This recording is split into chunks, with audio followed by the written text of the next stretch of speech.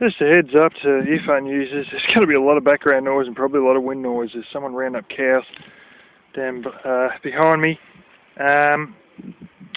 This is this trap I was saying I got. It's reasonable size actually. Gives me foot for comparison. It's designed to hold about 5 rabbits at once.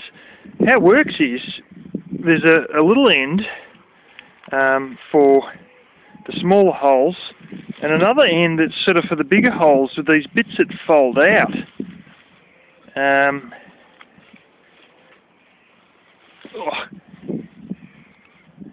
Man, it wants to damn or come. There we go. And you can sort of stick that around, and you use sort of tent pegs, or I got like old chair legs and bits of old rod that are bent. And what happens is old Wabsies comes in here. See, there's a bit there. I'll show it side on.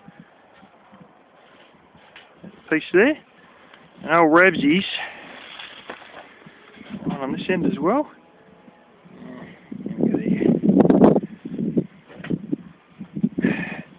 What happens is old Rabsies, the eyes must take a little while to adjust. I know birds' eyes take a while to adjust as they go and sort of run out of their burrow, because it's super dark in there, and then they come out into full sunlight. And in the process of doing that, they sort of,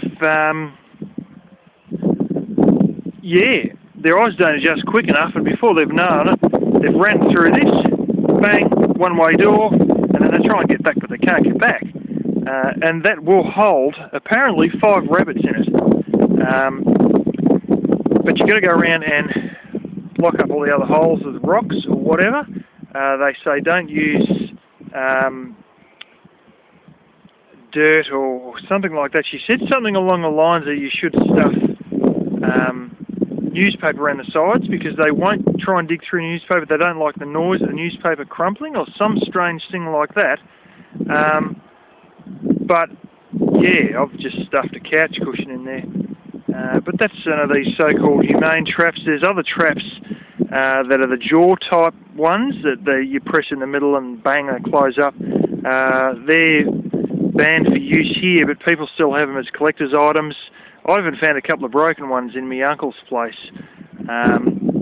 And yeah, but they sort of, big steel teeth whacking against a leg, they'll break rabbits' legs and stuff like that. They are pretty inhumane sort of things. But some of the old guys around here, I know, still have them, working ones, and still use them. There's plenty of people with working ones who are collectors, but there's enough old guys around here who just use them anyway.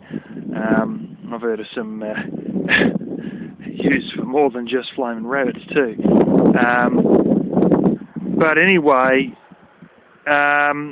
you can get a similar thing now with a tighter spring on it and like rubber on the jaws, so they don't actually have teeth on the jaws. They're just these rubber things, but the springs are harder and they grip hold of the legs super hard, but they won't actually sort of have a great big steel tooth digging into his leg. They've just got these big solid rubber lips that sort of hang on to him super tight, and they're considered humane and they're legal here as well. I assume that'd be what you'd be using if you're in California, whereas I wouldn't be surprised if other areas of the states still have the old tooth jaw ones, because of some of the stuff I've seen on YouTube and whatnot. I think you can still get the ones with the big teeth on them. But yeah, I said I was going to show that to you, and so there it is. I've seen smaller ones made, homemade ones, as a kid, and they use chicken wire and a bit of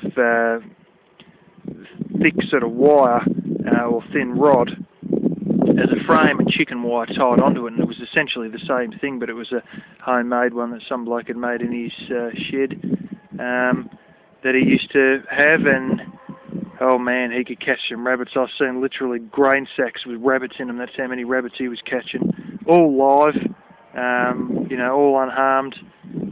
But man, he just about set up a production line when he was slicing those up and putting them in the freezer. But yeah, that's a bit of stuff on the trap for you.